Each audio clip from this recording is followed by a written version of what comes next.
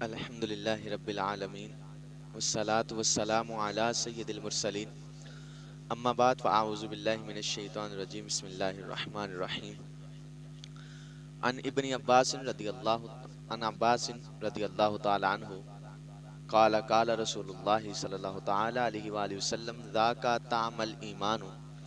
من رضی باللہ ربا وبالاسلام دینا وبمحمد رسولا او کما قال رسول اللہ صلی اللہ تعالی علیہ وآلہ وسلم۔ حضور سرور عالم صلی اللہ تعالی علیہ وآلہ وسلم کے پیارے چچا جان حضرت عباس رضی اللہ تعالی عنہ، انہوں نے اسلام بھی قبول کر لیا تھا اور پھر مصطفیٰ کریم کی ہدایت پر اپنے اسلام کو چھپائے رکھا اور فتح مکہ کے دن اس اسلام کو ظاہر کیا۔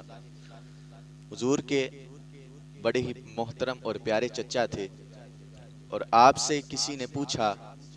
کہ آپ بڑے ہیں یا حضور سرور عالم صلی اللہ تعالی علیہ وآلہ وسلم کی ذات بڑی ہے؟ تو آپ نے بڑا بہترین جواب دیا اور فرمایا کہ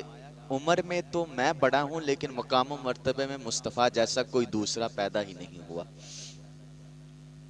آپ نے مصطفیٰ کریم کی ایک حدیث کو روایت کیا ہے جس کا مفہوم یہ ہے کہ ایمان کا ذائقہ، کیونکہ آج اگر ہم دیکھیں تو ہر چیز کا ایک ذائقہ ہوتا ہے، ہر چیز کی ایک مٹھاس، ایک لطف ہوتا ہے اس کا۔ تو انہوں نے بھی بیان کیا کہ اگر ہر چیز کا ایک اپنا ذائقہ اور رنگ اور لطف ہے تو ایمان اسلام جو ہم نے قبول کیا اس کا بھی ایک اپنا ذائقہ، رنگ اور لطف موجود ہوتا ہے۔ اس کے بارے میں آپ نے رسول اللہ کی حدیث سے مفہوم اخذ کیا کہ اسلام کا ذائقہ پیارے آقا نے بتایا کہ یہ ہے کہ جس نے اسلام کا ذائقہ، اسلام کا لطف حاصل کرنا ہو، اس کے لیے یہ ہے کہ وہ اللہ کے رب ہونے پر راضی ہو جائے۔ مطلب کہ جو یہ چاہتا ہے کہ اس اسلام کا اندر کا لطف جو ہے وہ حاصل ہو جائے، تو اس کے لیے یہ ہے کہ وہ اللہ کے رب ہونے پر راضی ہو جائے، وبالاسلام دینا، اور اسلام کے دین ہونے پر راضی ہو جائے، وبمحمد رسولا، اور میرے یعنی محمد کے نبی ہونے پہ راضی ہو جائے۔ اس حدیث کی بڑی ساری تشریحات حدیث کی کتب میں ملتی ہیں۔ امام قرطبی علیہ رحمہ آپ نے اس کی جو تشریح کی اس کے مطابق آپ فرماتے ہیں کہ اس کے دو معنی ہیں، ایک ظاہری اور ایک باطنی معنی ہے۔ آپ نے فرمایا کہ من رضی باللہ ربن، کہ جو اللہ کے رب ہونے پہ راضی ہو جائے، اس کا ظاہری معنی تو یہ ہے کہ اس سے جب بھی پوچھا جائے کہ بھائی تم کس کی عبادت کرتے ہو، تو اس کے لبوں پر ہمیشہ اللہ رب العالمین کا نام ہو۔ اس سے جب بھی پوچھا جائے کہ تمہارے سجدوں کا محور اور مرکز کون سی چیز ہے، کون سی ذات ہے، تو اس کی زبان پر اللہ کے علاوہ کسی اور کا نام کبھی بھی نہ آئے۔ لیکن اسی طرح اگر اسلام کا ظاہری معنی دیکھا جائے تو امام قرطبی فرماتے ہیں کہ اسلام کا ظاہری معنی یہ کہ جب بھی اس سے پوچھا جائے کہ آیا کہ آپ کا دین کیا ہے، تو وہ شخص یہی بات کرے کہ میرا دین اسلام ہے۔ اور جب محمد نبیًا، اس کا مطلب کیا ہے کہ جو محمد کے نبی ہونے پر راضی ہو جائے، فرمایا اس کا ظاہری معنی یہ ہے کہ اس سے پوچھا جائے کہ تمہارا نبی کون ہے، تو وہ یہی کہے کہ میرے نبی وہ ہیں کہ جو ساری کائنات کے نبی ہیں اور آخری نبی محمد رسول اللہ صلی اللہ تعالی علیہ وآلہ وصحبہ وسلم۔ لیکن امام قرطبی نے فرمایا کہ اس کے باطنی بھی کچھ معانی اور مفاہیم موجود ہیں۔ اس کے باطن کے معنی کیا ہے؟ فرمایا من رضی باللہ ربًا، اللہ کے رب ہونے پہ راضی ہو گیا۔ اس کا باطنی معنی جو اندر کا مفہوم ہے وہ یہ ہے کہ اس شخص کے عمل سے، اخلاق سے، کردار سے، گفتار سے، کسی قسم کی چیز سے بھی ہر مرتبہ یہی چیز ظاہر ہو کہ یہ شخص کوئی بھی کام کر رہا ہے تو اللہ کی رضا حاصل کرنے کے لیے کر رہا ہے۔ کسی سے محبت کرے تو اللہ کے لیے کرے، کسی سے بغض رکھے تو اللہ کے لیے ہی رکھے، ہر کام میں اللہ رب العالمین کی رضا کو ہی تلاش کرے، اور ہر کام کو کرنے کے بعد اس کا سوچ اور اس کی منصب یہی ہو کہ وہ یہی نظریہ اپنا کر رکھتا ہو کہ یار اس کام سے میرا رب راضی ہوگا اور اس کام سے میرا رب ناراض ہوگا۔ اور اگر وہ اپنے رب کی ناراضگی والے کاموں کو چھوڑ کر اس کی رضا والے کاموں کی طرف اپنی تلاش کو جاری رکھے گا تو پھر امام قرطبی نے فرمایا وہ ایمان کا ذائقہ حاصل کر لے گا۔ اور پھر وبالاسلام دینا، اس کے بارے میں آپ نے فرمایا کہ اس کا باطنی معنی یہ ہے کہ اگر اسلام کو اس نے قبول تو کر لیا ہے،